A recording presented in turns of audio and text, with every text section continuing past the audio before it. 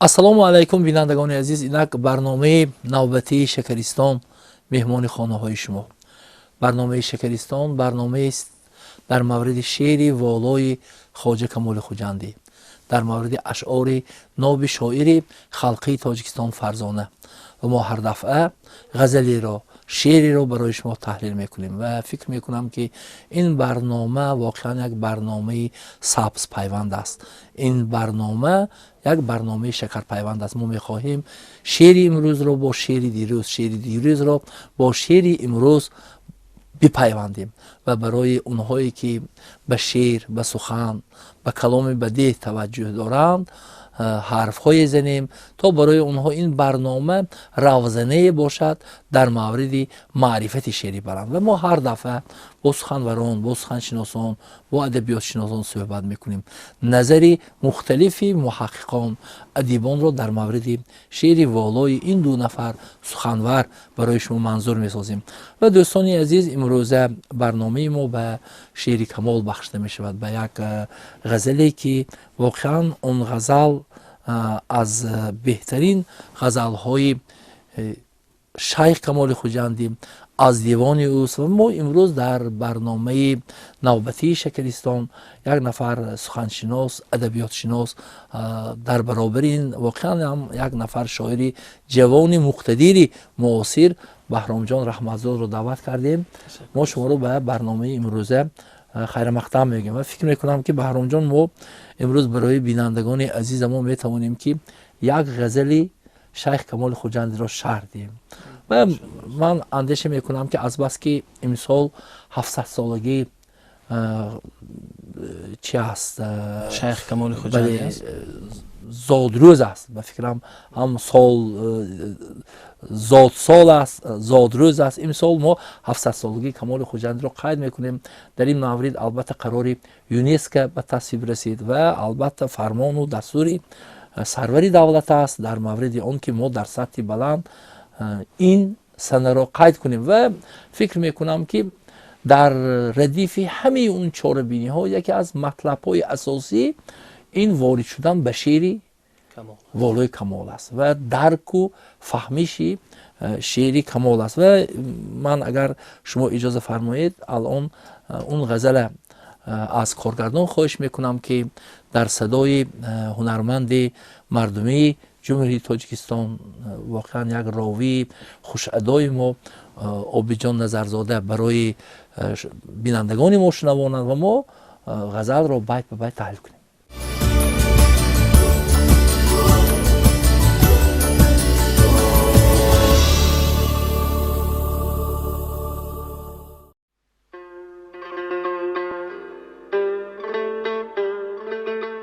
بیزارم از آن دیل که در او درد نباشد. هر دیل که بیترسد زی بلا مرد نباشد. یارانی مرا دردی منی بی سر و پا نیست. دشمن بی از آن دوست که هم درد نباشد. گر هست غباری زی دلت پاک فروشوی، کاینه همان بی که بر او گرد نباشد. قدری می و معشوق و خرابات چی داند؟ آن کس که چو من میکده پرورد نباشد. جنت نروم تا رخ زیباش نبینم، فردوس چی کار آید اگر ورد نباشد. چون شمع هر آن کس که بود سوخته عشق، بی دیده گریان و رخی زرد نباشد. دلگرده مستان ز غزلهای کمال است، آری نفسی سوختگان سرد نباشد.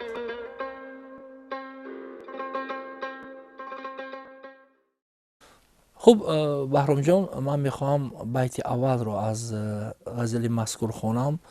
шоир мегӯяд: безорам аз он дил ки дар ӯ дард набошад, ҳар дил ки битарсад зи бало مرد نباشد. مرد نباشد. من میخواستم در تحلیل همین بیت اول اندیشه خودتون کنم. خوب واقعا استاد از غزل های واقعا زیباترین شیخ کمال خوجنده است. من زیاد حرفی نمی کنم، میگذاریم سری مطلب. در بیت حاضر اصلا واژه‌ای که شرح بیشتر میخواهد برای خوانندگان و شنوندگان و بینندگان این برنامه واژه درد است. درد استاد که ما معنی اصلی آن بیماری است، لیکن در شعر عارفان، در شعر کلاسیکی تاجیک و فارس اصلا مساوی به عشق تعبیر می شود. کمال هم در یکی از بیت های دیگرش می گوید که بیماری عشق تو را کس نتوانست دوا کرد، هم درد تو خوشتر که علاج دل ما کرد. می گوید یعنی عشق تو آمد و آن عشق سینه سوز تو چی کرد؟ دلهای ما را شفا بخشید. و همین درد است که در شعر حافظ هم می آید، مساوی به عشق، به معنای عشق می آید. می گوید عاشق کی شد که یار ز حالش خبر نکرد. عاشق کی شد که یار ز حالش خبر نکرد. ای خواجه درد نیست وگرنه طبیب هست. میگوید ببینید، میگوید به معنی عشق است و همین عشق سینه سوز میگوید باعث تکمیل شخصیت انسان و روحانیت انسان می شود. و بیزارم از آن دل که در او درد نباشد، هر دل که بترسد ز بلا مرد نباشد. در تناسب با بلا این درد باز معنی امتحان و معنی های دیگر هم می گیرد. و مردی که در مصرع دوم می آید، هر دل که بترسد ز بلا مرد نباشد، آنچنان که در آثار مولانا هم بسیار به مشاهده میگیریم. منظور از این مرد خداست. و مولانا اگر میگوید که در یکی از بیت هایش میگوید که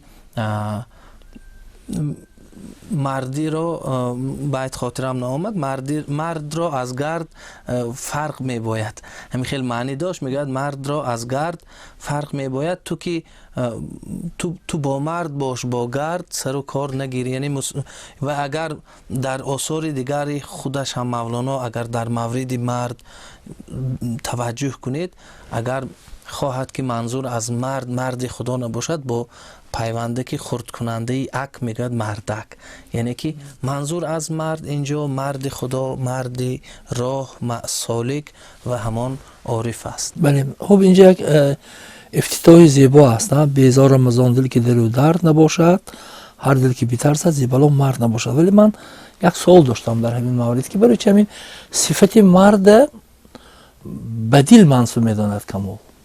مثلا اصلا ما وقتی که ما مرد میگیم اشاره به شخصیت هست، نه اشاره به کلی خصوصیت هایی که انسان داره اون مردش ifade میکنه. ولی برای چی در شعر کمال خوجندی همینجا اشاره بدیل است؟ یعنی هر دل که در او بترسد ز بلا مرد نباشد. خوب، اینجا اگر ما توجه به خصوصیت های شعر کمال کنیم، شعر کمال همچنان که شعر حافظ و سعدی است، شعر بسیار درونگرایانه است استاد.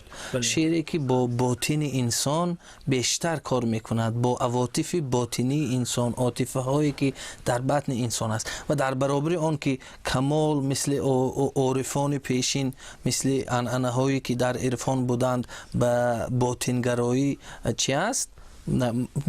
متن شعرش، درون مایه شعرش، زیر متن شعرش باطنگرا است، اما با لفظ های زیبا، با لفظ زیبا بسیار چی دارد. مثلا ابیاتی پر از سلاست دارد و شعر او هم با همین صفت که در بهارستان جامعه می آید موصوف است. و اون که مرد را با دل میشناسد، اصلا در بیت های پایان هم میبینیم.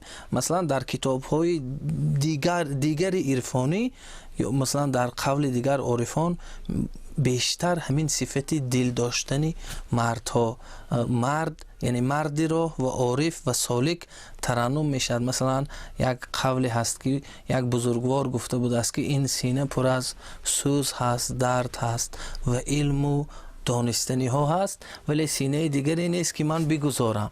یعنی بیشتر عارفان و که کمال هم از آن شمول بیرون نیست، چی میکنن؟ ظاهرگرا نیستن، آنها بیشتر باطنگرا هستند. خب میتوانیم بیت اول همین خیلی خلاصه بندی کنیم که پس خواجه کمال میگوید که دلی که عشق ندارد، دلی که درد ندارد او دل نیست، اون یک قالبت خالی است که اصلا ارزش ندارد. همین یعنی دیگر اون دلی که درد دارد او از چیزی نمیترسد. یعنی اینجا هوای و هوس و هرچی که این دنیا و مالای و کالایی که دنیا دارد این چیزا ارزش ندارد و از اونم نمیترسد که مثلا تا کدام اندازه خودی آفریدگار اون قبول میکنه. درست.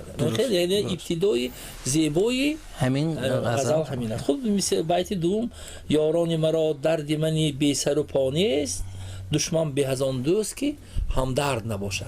یعنی یک چیزی هست مثلا مطلب وقتی که شنونده یا بیننده الان میشنود برای خودش یک چیز میگیره، لیکن به هر حال من میخواستم تحلیل کنیم. یاران مرا درد منی بی سر و پا نیست. اگر توجه کنیم بی سر و پا یک اندک مشکلی، همین کلمه مرکبی بی سر و پا یک اندک مشکلی ایجاد میکند. بی سر و پا اصلا یک انسانی پریشان رو میگویند و اصلا که صفت عاشق است.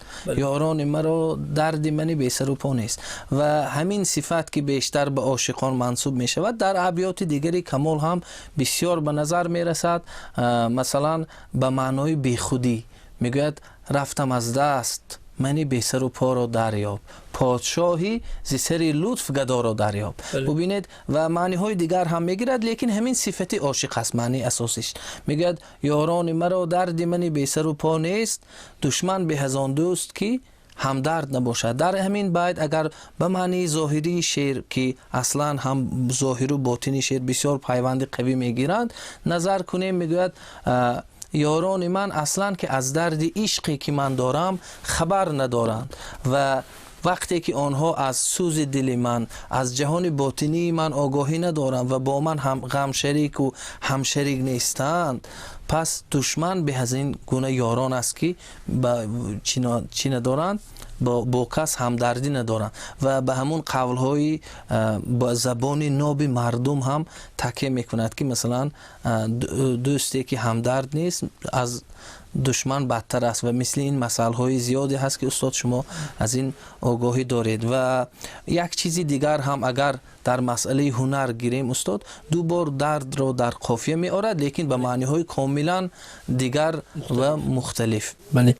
خب اینجا من میخوام در ادامه یک مطلب بیان کنم که بارها استاد روانشادی ما واقعا از کمال شناسان معروف تاجیک عبدالمنان نصرالدین در مورد بعضی مفهوم ها بارها صحبت میکردن. این مفهوم ها اهل دل، اهل درد، مثلا اهل دل فکر میکنم که اینجا هم اون اشاره هست. همین خیلی یعنی یاران مرا درد منی بی سر و پا نیست، دشمن به از آن دوست که هم درد نباشد. یعنی دوست همون نفری هست که هم نوا باشد، هم درد باشد، درد او را درک کنه. لیکن من میخوام یک سوالی منطقی دیم اینجا به هر اونجا برها، اگر اونها هم درد نباشند، هم نوا نباشن، برای چی کمال خوجندی اونها رو یاران مرا گفتی زده؟ یعنی تا کدام اندازه مثلا اون نفری که اصلا هم درد نیست ولی به کمال یار بوده است. من میخوام همین مفهوم به هر حال اینجا تحلیل کنیم که یاران مرا درد منی بی سر و پا نیست. خوب، اگر به درونتر شعر فرو رویم، سر فرو کنیم، یک مطلبی بسیار هم نازنین هست. واقعا باره به خانه حسن بصری دوستانش به مهمانی می آیند، دوستانش به مهمانی می آیند و سخن از دوستی می رود. حسن بصری از دوستان بعد ادعا میکنند که ما یاران جانی تو هستیم فلان و بهمان و بسمدان. بعد حسن بصری بلند میشد، یک پاره سنگ میگیرد و یاران خود را با سنگ میزند و تمام دوستانش از او فرار میکنند. میگوید که ببینید شما دوستان جانی من بودید و با اندک آسیبی از من رو به فرار نهادید و شما یاران ظاهری هستید، یار باطنی میگوید آن یکتاست. و اگر همین منطقاً یاران ظاهری که ما هر روز و همه روز با آنها سر و کار میگیریم لیکن اهل دل، اهل درد نیستن، بیهوده هم مطلع غزل از درد آغاز نشد. شاعر در غزل کلا جهانبینی اهل دل و اهل درد را ترنم میکند و یاران مرا درد منی بی سر و پا نیست گفتنش هم همون درد خصوصی هست که مثلا یک انسان وارسته و برکنده از این دنیا میتواند بکشد، تنها خاصی او است ترنم میشد و همین یاران ظاهری که هر روز با ما سر و کار میگیرن شاید هم با همین پیوندها داشته باشد و با اون قصه ای که گفته شد.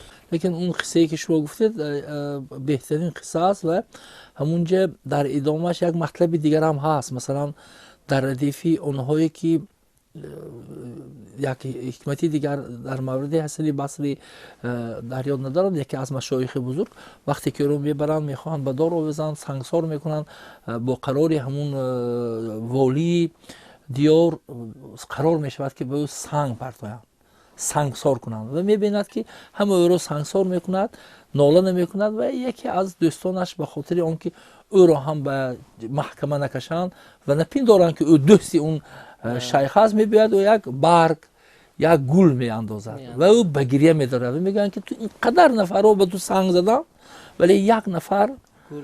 این استاد فرزانه بیت خوب دارن، میگن که دیگران سنگ فکندند تو یک دسته گل، من نه که از دسته گل افتادم.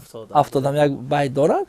مطلب این است که اونجا میگوید که اونها میگوید بیخبر بودن ولی مرا کسی زد که همدردی من بود. ولی اینا باز همون اشاره به همون. لیکن باز یک مطلب اگر شاید من خطا کنم به هر حال شما مکمل میکنید، شاید اینجا یک مطلب دیگر هم هست که گپ درباره امیرت که اون نفرهایی که دوستانی هستند فرضاً گیریم کمال خوجندی اگر باشن، دوستانی کمال خوجندی همون یاران، اونها هم از یاران بیخبر نیستن. لیکن شاید اینجا یک مطلبی باشد که کمال یک احساسی بلندی رو در نظر دارد که اون نه هر کس درک میکنن. برای همین هم از قبال و از قبیلی اینقدر شخصیت های بزرگ ما امروز کمال میخوانیم یا امروز ما کمال میدونیم. همین خیر؟ درست. خب میگذاریم به بیت دیگر. اینجا بیت دیگری ما گر هست غبار زیدلت پاک فروشوی، گر هست غبار زیدلت پاک فروشوی کائینه همان به که بر روی گرد نباشد. یکی از شاه بیت هایی که در همین غزل است. واقعا اصلا اگر غزل کمال و حافظ و سعدی و این بزرگواران ما با توجه خوانده شوند هر یک قریب شاه بیت هستند استاد، و لیکن باز از پس خوبتره می آید میگویند از بیت های بسیار نازنینی همین غزل است. من وقتی سر این مطلب چند سال قبل اندیشه کرده بودم، واقعا بیت ساده است اما کس نمیتواند به سادگی شرح دهد و چند ماه شد اگر خطا نکنم یا هفته شد که کتاب شرح و تعرف رو میخواندم. شرح و تعرف یکی از کتاب های نظریه عرفان است که اولین کتاب در مورد نظریه عرفان به زبان تاجیکی است و به قلم مستملی بخارایی تعلق دارد.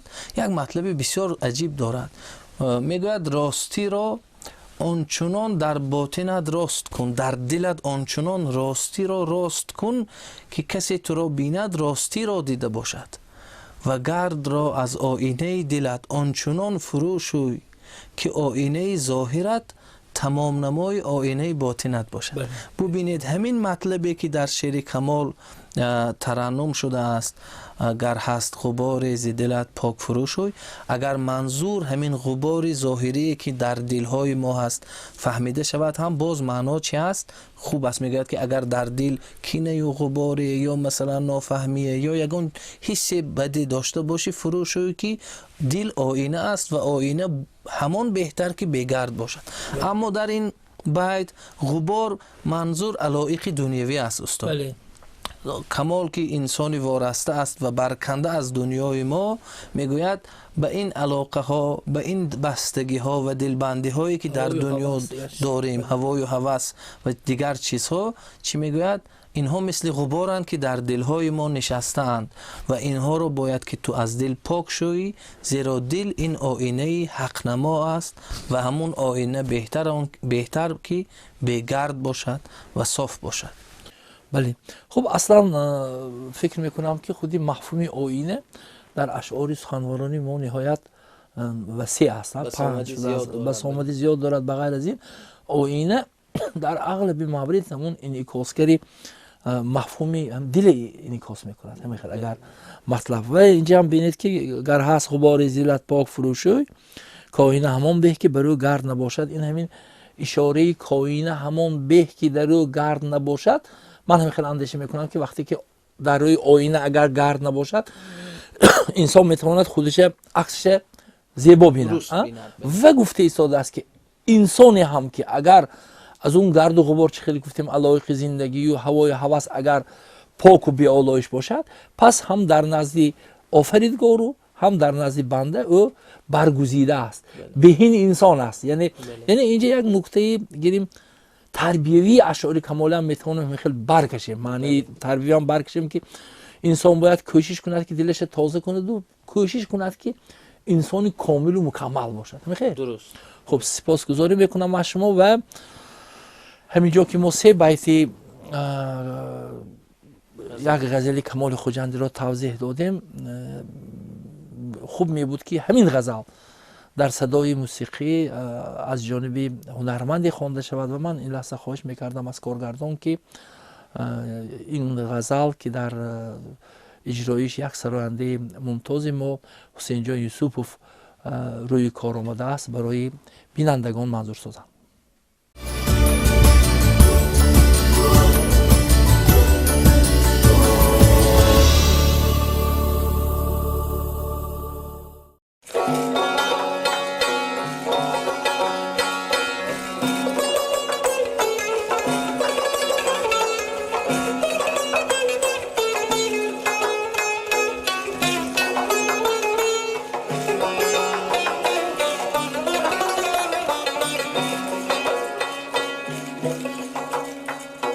بیزارم از آن دل که در درد نباشد، بیزارم از آن دل که در درد نباشد.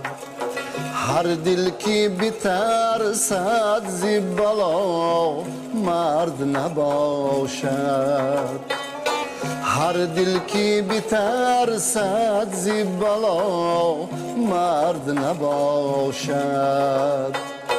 یارانی مرا درد منی بی سر و پا نیست، یارانی مرا درد منی بی سر و پا نیست. دشمن به از آن دوست که همدرد نباشد، دشمن به از آن دوست که همدرد نباشد.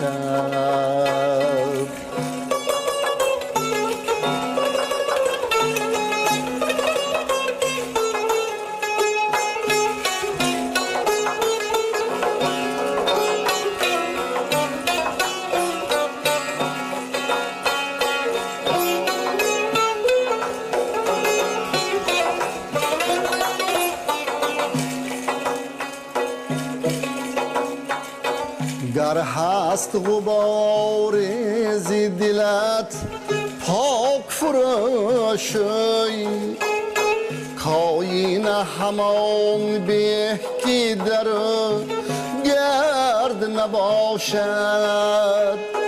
قدر می و معشوق و خرابات چه داند، آن کس که چو من می کده پرورد نباشد، آن کس که چو من می کده پرورد نباشد.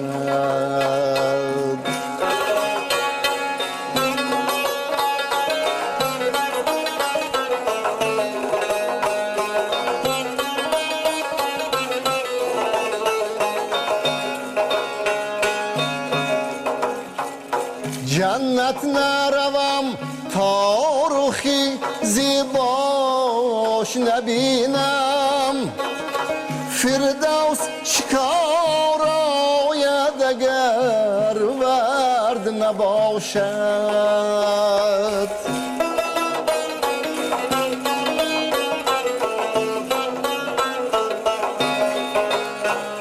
چون شمع هر آن کس که بود سوخته عشق، به دیده گریان و رخی زرد نباشد.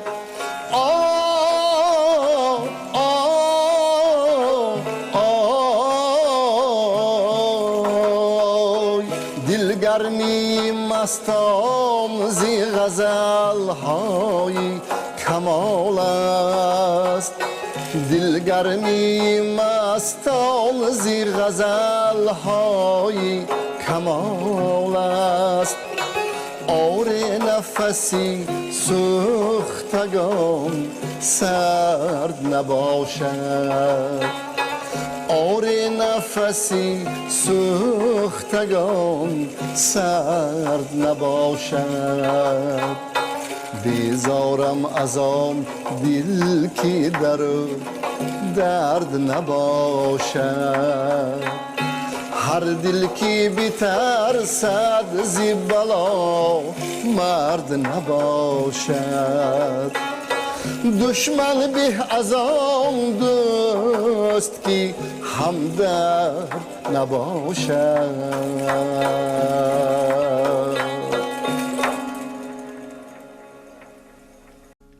خب برنامه شکریستان را ادامه بخشیم. امروزه برنامه ما به شعر خواجه کمال خوجندی بخشیده شده است و فکر میکنم که وقتی که شعر پیرایه آهنگ در پیرایه آهنگ سروده می شود، یک نوای دیگر به خودش کسب می کند، اون بیشتر به انسان تاثیر می بخشد. میخیر ببینید که یک آهنگ زیبا، یک صدای خوش این لحظه ما رو به عمق معنی های کمال بیشتر راهنمایی کرد و من میخواهم در ادامه بیت نوبتی را خوانم.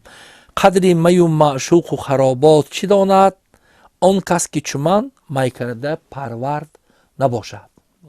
خوب، بیت قدری می و معشوق و خرابات چی داند، آن کس که چو من می کرده پرورد نباشد و همین آهنگ صدها بیت دیگری کمال چهره رندی کمال را بیشتر نشان می دهد و اکثر محققان کمال شناس کمال را بیشتر سیمای کمال را بیشتر همچون سیمای عاشقی پرسوز و نیاز معرفی کردند، اما کمال بیت های بسیار عجیبی رندانه دارد که آهنگ رندانه میکنند و در یکی از بیت هایش هم میگوید که ببین تفاوت ره ای فقیه خشک دماغ، مرا زدیده تو را زبینی و ما را زدیده خون آید. و همین بیت هم که عاشقی مفهوم های خرابات و معشوق را در آن بیشتر کمال ترنم میکند، این نشانی همین روحیه رندانه است و خرابات که در این بیت آمد به معنای میخانه است و خرابات مغان اصلا این یکی از سمبول ها یا تمثال های در ادبیات فارسی جایی هست که در آن بیشتر می آماده میکنند و به می نوشی چی میکنند مثل میخانه و خودش را کمال میکده پرورد به همان خاطر میگوید که بیشتر در اگر ما توجه به زندگی کمال هم کنیم در تبریز میگویند یک شیخی بوده است با نام مولانا تاج الدین منشاری، بسیار در زهد و در گوشه نشینی و در همین عوامل ظاهری شریعت بسیار انسانی فرهیخته بوده است و معروف بوده است، لیکن میگویند با کمال با شیخ کمال خوجندی آنچنان با هم دشمنی داشتند، آنچنان یکدیگر را طاقت نداشتند که حتی تا همین عصر 19 در تبریز مسئله بوده است که بود المشرقین آمد شیخ و مولانا، شیخ منظور کمال خوجندی و مولانا منظور همون مولانا تاج الدین منشاری که در سرچشمه ها با نام های گوناگون ذکر می شود. منظور از این قصه را گفتنم یا این دلیل را آوردنم آن است که کمال مثل بسیار از شاعران همون معیارهای رسمی معمولی در زمان خود بوده را تابع نبوده است و همین ترنم می و معشوق و که می که این یک رمز عشق است، معشوق و خرابات هم که منظور از خرابات هم همین دنیا است. اگر به زیر باطنی متن رویم میگوید که قدر می و معشوق و خرابات نداند، یعنی قدری همین عشق و سوز و نیاز، همون نعمتی که از سوی محبوب به من رسیده است و همین گذرانی کار دنیوی را، تیز رفتنی عمر را. و کسی مثل من اگر میکده پرورد نباشد، یعنی آن نباشد که بیرون از دایره فهمیش شما اندیشه کرده میتواند، درست درک نمی کند. خب به عبارت دیگر همه خیلی میتوان توضیح داد که یعنی به قدر عشق کسی میرسد که او از چی گیریم از حسابی گل و آب عشق پرورده نباشه. خمیر مایه‌اش یعنی از خمیر مایه‌اش بره، خمیر مایه‌اش باید از عشق باشه. یعنی کمال خواجند میگوید که من عشق پرورده‌ام، زاده عشقم، برای همین به قدر عشق میرسم. بله. خب بیت دیگری که اینجا هست، خب وقتی که در مورد خرابات صحبت میکند کمال خواجندی، در مورد میکده صحبت میکند، اغلبی در اشعارش اگر تخمین کنیم و البته اشاره به جنت و به فردوس و این چیزها هست. و اینجا هم ببینید میگوید که جنت نروم تاریخ زیباش نبینم، فردوس چیکار آید اگر ورد نباشه. درست. بیتی که حاضر خواندیم، جنت نروم تا رخ زیباش نبینم، یک اندازه تابع همین بیتی پیشین است و همون روحیه رندانه خودش که خاص اکثر عارفان بود دوام می‌یابد و میگوید که من به جنت نمیروم تا رخ زیبای محبوب خود را نبینم. و محبوبی که اکثر عارفان که ما میدانیم این حضرت پروردگار است. و من فکر میکنم که همون قول رابعه که شما استاد میدانید و اکثر از بینندگان هم میدانند که میگوید که اگر من دست میداشتم جنت و دوزخ را برهم میزدم تا اینکه خلق خدا را نه از برای جنت و دوزخ بلکه برای خودش پرستش کنند. و شاید همین بیت هم یعنی یک اندازه منبع و سرچشمه از این قول و گفتارها و جهان بینی ها هم داشته باشد. و مثلا کلمه ورد اینجا کلمه که توضیح طلب است که اینجا منظور گل است و جنت نروم تا رخ زیباش نبینم، میگوید جنت و فردوس چیکار آید اگر ورد نباشد. اینجا فردوس به معنی باغ است یا هم باغ جنت، باغ از باغ‌های بهشت با نام فردوس. میگوید اگر گل و گلزار نباشد باغ یعنی که خودش نیست، اصلی باغ یعنی همون گل و گلزار است. و همین مصرع دوم توضیح مصرع اول است، میگوید که جنت نروم تا گل روی محبوب خودم را نبینم. اینجا ورد و آرز رو یعنی چهره تناسب است، یعنی تشبیه است. میگوید که اگر ما یعنی اصلی جنت خود حضرت پروردگار است، رازگی او است، یعنی حضرت محبوب است. میگوید ما فردوس به گل روی او وجود داشته نمیتواند.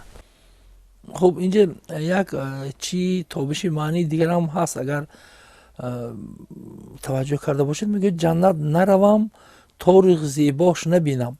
همینجا تا با کدام معنی آمده است؟ تا یعنی که پیش از و یعنی گفته ایستاده است که من تا دمی که دیداری معشوق را نبینم جنت نمیرم. بله بله. فردوس چیکار آید اگر ورد نباشد؟ یعنی گفته ایستاده است که بعدی مشرف شدن به دیدارش من به جنت میخوام روم. درست. یعنی اصلا میخوان مردم که به جنت روند و دیدارش بینن. اینجا چی هست؟ اما عکس اندیشی کمال. پرادوکس های عکس اندیشی کمال. شعریت هم در همینجا نهفته است. نهفته است. بله بله بله. 100% من اون چی که شما مطلب گفتید فهمیدم. به خاطر اون که بینندگانم کمتر چیکردم، من برای همین یک بار دیگر چی کردم که چیز خوب. چون شام هر آن کس که بود چون شم هر آن کس که بود سوخته عشق به دیده گریان و رخی زرد نباشد. خب اینم فکر میکنم ادامه همون مطلب های بالا بازم توضیح باز توصیه مییابد. خب درست. خب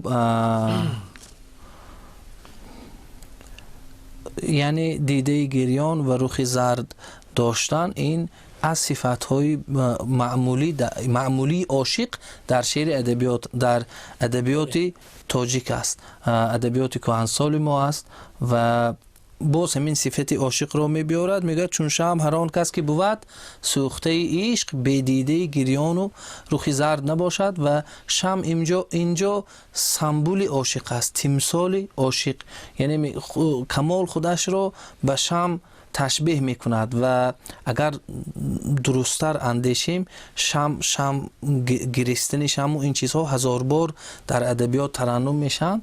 مثلا اما یک قولی عبدالله انصاری خاطرم آمد اینجا، انصاری در مناجات هایش که بسیار نثر روان و سلیس و شعرگونه هست میگوید در سر گریستن دارم دراز، نمیدانم، من معنیش را نقل میکنم، میگه نمیدانم از حسرت بگیریم یا از ناز، گریه حسرت خاص یتیم است، گریستن شم بود از ناز. و در دوام همین مطلب انصاری هم خودش را به شم تشبیه میدهد و میگوید که من هم مثل شم به درگاه تو از ناز گریه میکنم. همین خیلی خاطرم حاضر دقیق نیست لیکن معنی همین خیلی است و همین بیت کمال هم بینید بسیار مانندی دارد و همین دیده گریان و رخ زرد داشتن یا شکستگی هایی که یا مثلا شکست نفسی ها یا خود را مثلا به سگیدری معشوق برابر کردن و آن افتادگی ها پیش معشوقی که در شعر کمال بسیار ترنم می شود، ببینید اثری چی است؟ اثری ناز هم یک اندازه هست و شم گفتیم تمثال معشوق. مثلا میگوید که اگر تو سوخته عشق باشی، خاصیت شم سوختن است و سوختنی برهدر نیست، سوختنی است که برای دیگر کسان روشنی می آورد،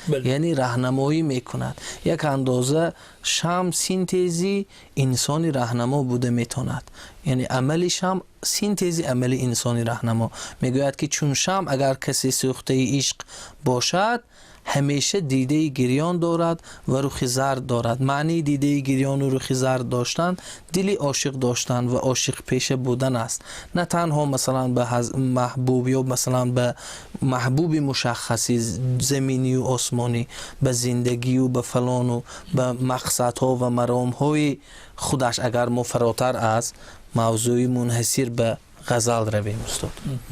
هزار تشکر. خب به هر حال من برای بینندگان میخوام فقط یک چیز اضافه کنم. اون اندیشه هایی که شما گفتید، خب روبروی ما که شم ایستاده است، سخن درباره همین شم میره و شم که سوخته ایستاده است رویش زرد است و سریشکی که در پایه گیریم مثلا شم هست، این گریه عاشق است و انا همین سوزشی انسان در گرفتن انسان از عشق است. درست. همین خیلی یعنی تصویر کردن به شم هم مثلا از نقطه نظری شعریت هم، یعنی هم ببینید هم اینجا هم گریه هست، هم سوزش هست، هم بخشیدن روشنی هست، هم گریم که پارادوکس‌های بسیار عجیب است. مثلا هم سوختن و هم گریستن، یعنی آب و آتش در یک جا جمع شدن. یک شاعر هم میگوید که شم را سوزان و حالم را تماشا کن، شم را سوزان و حالم را تماشا کن، آب گشته سوختن دارم. بله. ببینید چقدر نازنین. بله. خب نهایت میگذاریم به مقطع غزل که میگوید شاعر دلگرمی مستان ز غزل‌های کمال است، آر نفسی سوختگان سرد نباشد. خب بیت مقطع غزل کاملا تمامی مفهومی که در غزل گفته شده از جنبه است میکند، همون درد، سوز، نیاز، خوب ترغیب به پاکی و پاک دامنی که در بیت‌های بالا شد و برکنده شدن از علایق دنیوی، غبار از دل شستن.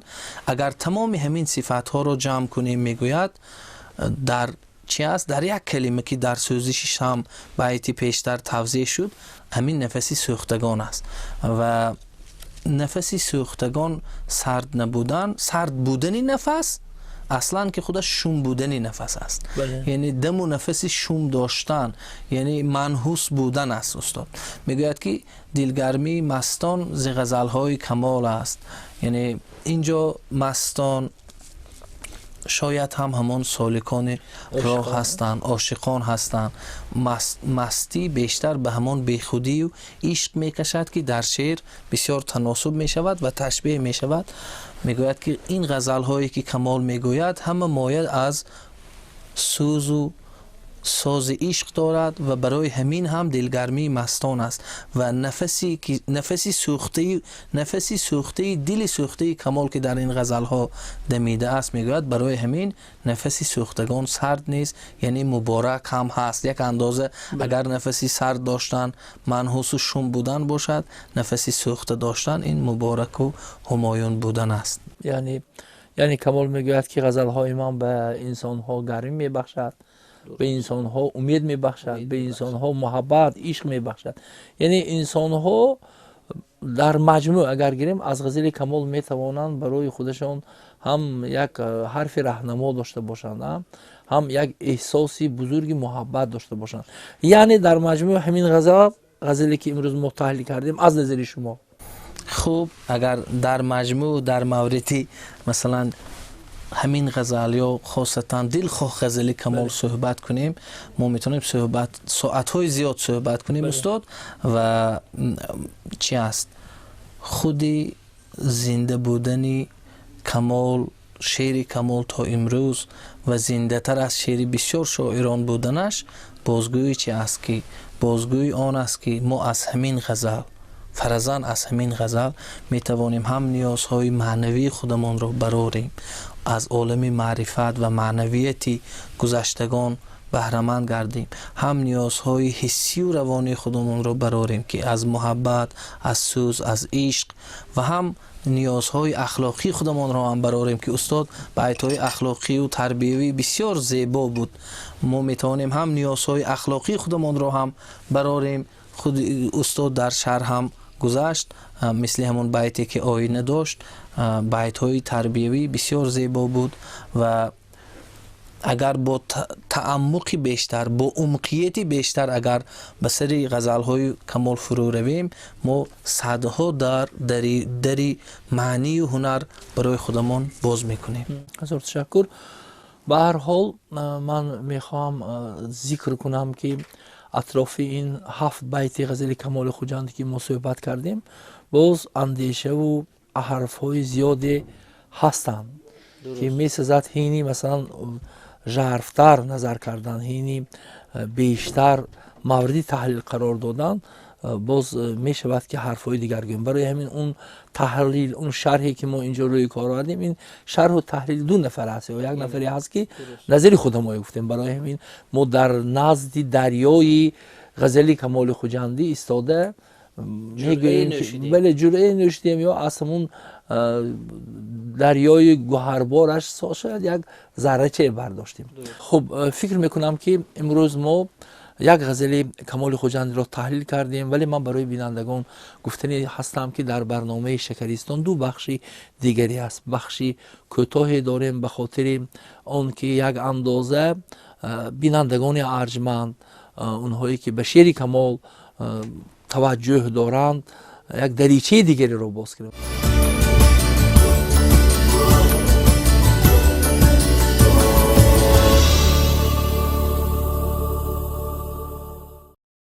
خب در بخش فرهنگ کمال ما هر دفعه برای بینندگان ارجمند یک مفهوم رو میخوایم توضیح دهیم، به خاطر اون که توسط درک و فهمش یک مفهوم شاید که به معنی های شعر کمال روی بیارن. از این نقطه نظر ما اول در برنامه های نخستین میخوایم که پیرامون اون اسمهای تاریخی، نامهای تاریخی، نامهای پیامبران، نامهای شخصیت‌های معروفی که کمال خوجندی در شعرش استفاده برداشت حرف زده باشیم. و در برنامه امروزه من میخواستم که صحبت ما درباره موسی علیه السلام باشد. موسی علیه السلام در شعر کمال خوجندی. خب موسی علیه السلام از پیامبران اولوالعزم است. پیامبری است که در برابر چند تنی معدود از پیامبران کتاب الهیده از آسمان برای او نازل شده است و از در شعر فارسی، تاجیکی و مخصوصا در شعر کمال و حافظ و مولانا و سعدی تمثالی یک شخصیتی است راهنما، مثلا 1000 گونه چهره ها دارد و از آنجا که موسی به کوه تور بلند شده است و برای قومش از خدا خواسته است که چهره خود را به او نماید و به قومش نماید که به بودن خدا باور کنند، موسی را بیشتر عالی همت، بلند همت میگویند و در یک بیت کمال آمده است، میگوید که جناب عشق بس عالی است، موسی همت باید که نتوان بر چنین طور شدن به همتی والا. و قصه موسی زیاد قصه ها دارد. یکی از همین قصه موسی است که در شعر کمال قصه است که در سوره اعراف اگر خطا نکنم آمده است.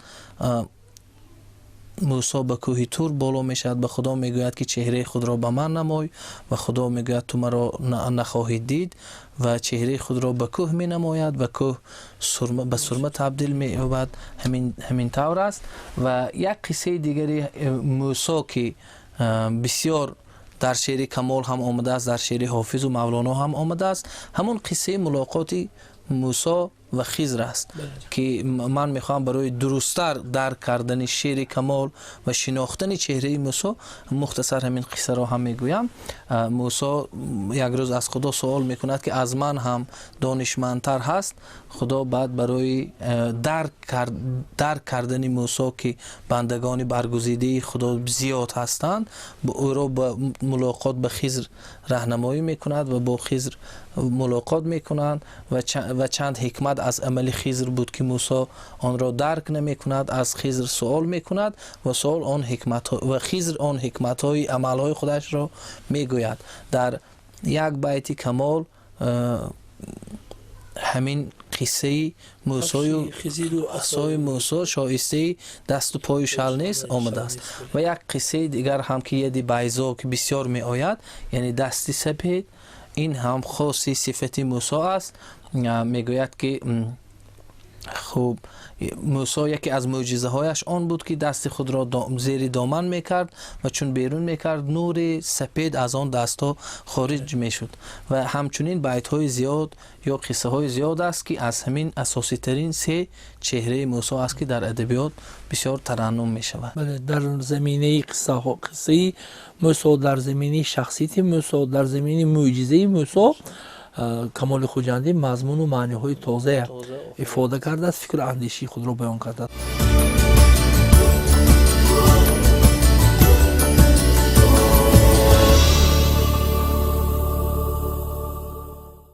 چون همیشگی در برنامه شکریستان یک سوال و یک جواب است و این دفعه یک سوالی که بیننده ما به برنامه شکریستان دادن در مورد مرکز علمی کمال خوجندی است که امروز مرکز علمی کمال خوجندی در مورد 700 سالگی شیخ بزرگوار چیکارها را انجام داده ایستاده است. و من به بینندگان ارجمند گفتنی هستم که همصحبت امروزی ما خودشان سروری همین مرکز هستند و من میخواستم به قدری موجز درباره اون کارهایی که امروز کرده ایستادید بیان میکردیم. مؤسسه دولتی مرکز علمی کمال خوجندی آخرهای سال 2014 تأسیس یافت و تا کنون فعالیت دارد. حدودی 38 نامگو کتاب چاپ کرد. از اولین تحقیقاتی که در بخش‌های زیاد فعالیت میکنیم، در بخش‌های مختلف، ادبیات شناسی، تاریخ، زبان شناسی و اساسی کاری ما همین کمال شناسی است. اولین کاری که ما در زمینه کمال شناسی انجام دادیم با سروری دکتر علم های فیلولوژی پروفسور فخرالدین نصرالدینوف مجموعه مقالات مهمترین و سرچشمه‌های مهمترین معرفی چهره کمال آثار او را در یک مجموعه با نام مقدمه کمال شناسی جمع کردیم که زمینه کارهای من بعد است. ترجمه های شعر کمال با چند زبان، با 5 زبان با نام ارمغان اهل دل این انتشار یافت سال 2016. خوب گزیده ابیات کمال با که هر دو کتاب هم با اهتمام استاد فخرالدین نصرالدینوف بود، اکسیر سعادت و ارمغان اهل دل. اکسیر سعادت این گزینه ابیات زیبا و مصرع‌های برجسته کمال خواجنده است و در این زمین چندین کتاب ها شد. من میخواهم مختصر در مورد همین کتاب ها معلومات دهم. یک کتاب بسیار خوب هم این که در دست چاپ است، این کتاب مکتب کمال است.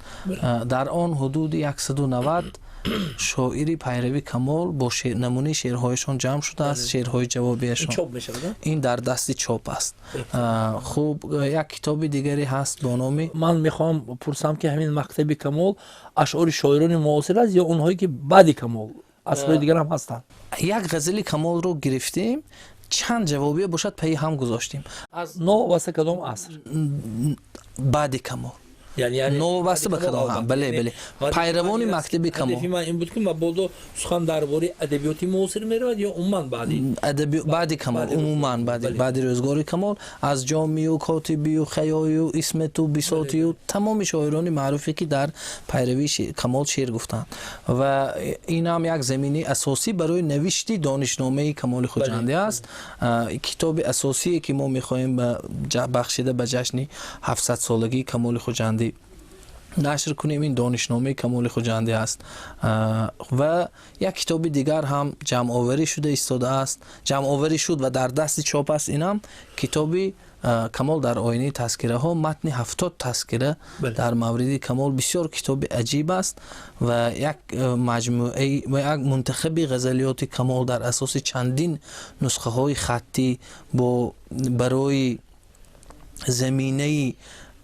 برای آنکه زمینه دیوان انتقادی نوش باشد نشر شد سال 2018 با نام ورق حسن با 2 خط در اساس 5 نسخه قدیمه و امروز ما نیت داریم دیوان نو کمال خواجنده را در اساس چندین نسخه ها نشر کنیم و همچنین فرهنگ اصطلاحات عرفانی شعر کمال هم جمع آوری شده ایستاده است.